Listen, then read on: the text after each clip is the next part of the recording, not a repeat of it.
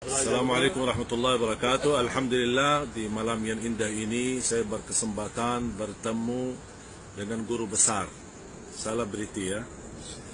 Kalau saya mantan selebriti, kalau beliau luar biasa. Saya sudah dari dulu bercita-cita untuk bertemu beliau, untuk mendapatkan berkahnya beliau, nasihat-nasihat beliau. Pasti Anda penasaran ya, siapa ya? Siapa dia ya? Ini ada di samping saya, baru kita habis makan malam. Assalamualaikum Ustaz. Assalamualaikum warahmatullahi wabarakatuh. InsyaAllah senang bisa bertemu dengan Syekhuna Ma'alimuna Syekh Ali Jabir. Barakallahu fiik. Allah barik fiik. Allah bituli amri. Allahumma amin. Alhamdulillah. Baru pulang dari Aceh. Ya. Alhamdulillah. Beliau luar biasa menyempatkan waktu. Walaupun pulang dari Aceh capek, tapi alhamdulillah bisa bertemu silaturahim. Barakallahu fikum Ustaz. Wa fikumul barakah. Ayyukum. Wabarakatuh. Ya, berkah pagi ini alhamdulillah. Barakallahu fikum break. Ustaz. Barakallahu fikum Ustaz Jamal. Ada pesan Ustaz, doa untuk Ustaz Jamal. Barakah Ustaz Jamal. Barakah di Syekh Ali Jabir, Syekh Muhammad Jalil. Alhamdulillah. Alhamdulillah. Berarti hari milad istimewa.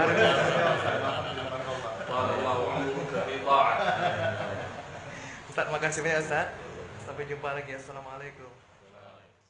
Berjalanlah Rasulullah sallallahu alaihi wasallam bersama pamannya Abu Talib menuju Asyam. Di sebuah tempat ada seorang dari agama Nasrani, ulama ahli kitab, yang beliau sangat mendalami ilmu kitab dan mengerti dengan tanda-tanda yang ada di dalam kitabul Injil dan Taurah. Ini masa kedatangan dan munculnya Nabi, dan Nabi itu akan datang dari kalangan Arab. Tapi beliau termasuk salah satu yang masih bertahankan ibadah, bertahankan tauhidnya kepada Allah Subhanahu wa taala. Dia tidak termasuk orang-orang Nasara yang hanya meyakini tidak ada Tuhan selain Allah, dan Nabi Isa yang mereka ikuti adalah Nabi, bukan anak Tuhan.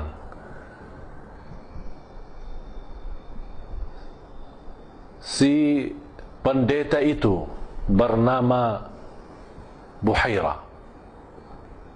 Ketika melihat rombongan Quraisy datang ke Makkah, dan Buhaira ini tidak pernah, kebiasaannya setiap hari melihat rombongan-rombongan ke sana kemari, datang dari Makkah ke Asyam, menuju ke Makkah, tapi tidak pernah beliau menyambut mereka atau pernah urus atau ikut campur urusan-urusan mereka, kecuali kali ini ketika Abu Talib membawa Rasulullah sallallahu alaihi wasallam. Apa yang menarik Buhaira, yang membuat Buhaira punya keinginan untuk menyambut mereka dan berdialog dengan mereka dan juga bertemu dengan mereka? Karena ada salah satu peristiwa yang menarik perhatian Buhaira. Ketika rombongan Abu Talib bersama Rasulullah SAW menuju ke Asyam, beliau memperhatikan ada sebuah awan di atas kepala Rasulullah SAW. Di mana rombongan ini berhenti jalan, kemudian awang juga berhenti. Ketika rombongan berjalan lagi, awang juga ikut berjalan di atas kepala Rasulullah SAW untuk merindukan Rasulullah SAW menghalangi panasnya matahari dari atas atau kena kepala Rasulullah SAW. Membuat Buhaira terkejut dan tertarik. Ada apa di belakang dan rahasia yang ada di dalam diri anak itu, pemuda itu? Ada apa yang membuat Buhaira berkeinginan menyambut dan mengundang untuk titipan makanan, dan mengundang mereka untuk mampir ke rumahnya, ke tempatnya, untuk mereka makan bersama. Sampai Abu Talib bersama rombongan pimpinan Quraisy, hanya Rasulullah SAW tertinggal untuk menjaga unta-unta dan barang-barang yang berharga yang dibawa mereka dari Makkah. Ketika mereka sudah masuk ke rumah Buhaira, malah Buhaira bertanya, Mana anak muda itu? Mereka berkata, dia lagi menjaga rombongan kita, dia menjaga barang-barang kita.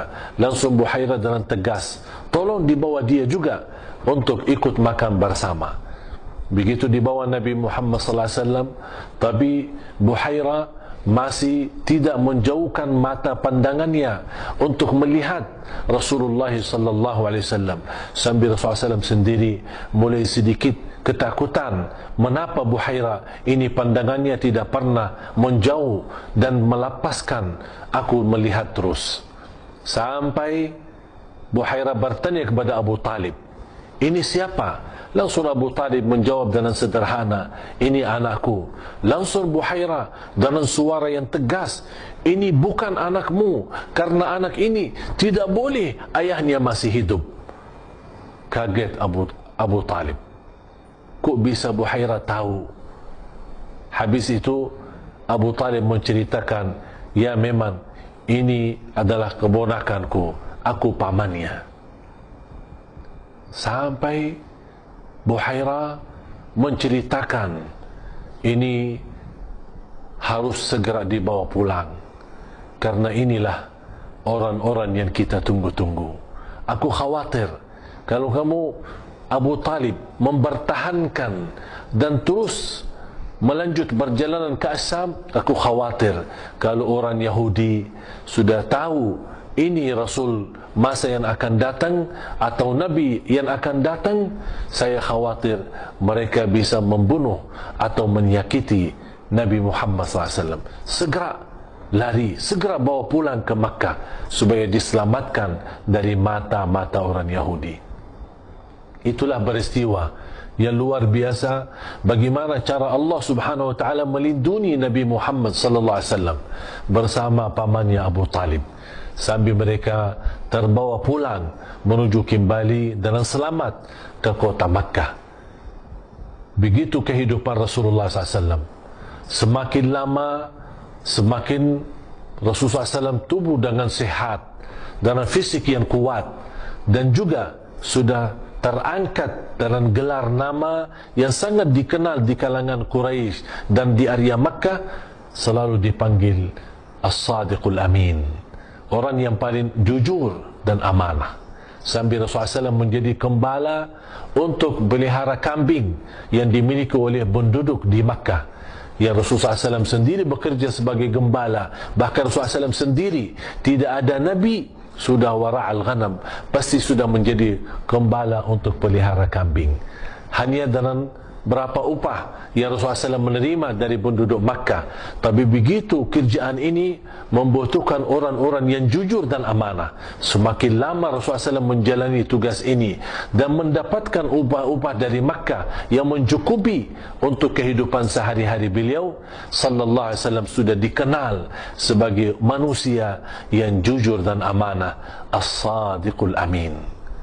Di usia Rasulullah SAW 25 tahun sudah menjadi impian, cita-cita semua wanita yang ada di kalangan Makkah. Semua wanita yang ada dan hidup di kota Makkah berkeinginan kapan bisa berjodoh dengan calon suami yang istimewa, calon suami yang jujur, calon suami yang amanah. Apalagi di masa itu, di zaman Quraisy, dikenal pemuda-pemudi yang ada di masa itu hanya kebebasan dengan khamar, kebebasan dengan hiburan-hiburan, kebebasan dengan dosa dan maksiat, kebebasan dengan zina. Tapi hanya Nabi Muhammad SAW, orang yang tidak suka hal-hal yang terjadi dalam kebiasaan sehari-hari. Bahkan beliau suka menjadi gembala kambing daripada tercampur dengan urusan-urusan dosa maksiat atau sehari-hari kebiasaan pemuda-pemudi di Makkah. Sampai semua wanita tertarik untuk menjadikan Rasulullah SAW adalah calon suaminya. Tapi Allah Subhanahu wa taala mentakdirkan hanya untuk satu wanita pertama kali yang menjadi calon istri Rasulullah SAW, itu Siti Khadijah.